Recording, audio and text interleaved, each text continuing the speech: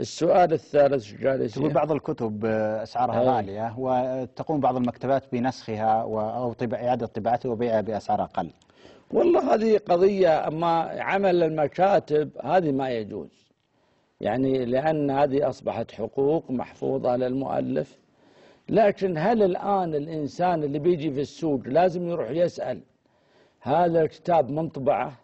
أنا أشوف الإنسان إذا تيسر الكتاب واشتراه ما هو مسؤول عن من طبعه. الإثم على من طبعه، لأنك ما تدري هو ماخذ إذن، هو لم يأخذ إذن، هو معتدي، هو شاري حقوق الطبع.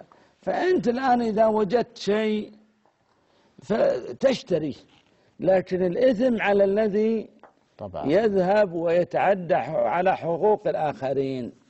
ليتعدى على حقوق الآخرين لا يجوز يا أخي، لا يجوز له، لأن من تعرف الآن التأليف أصبح حق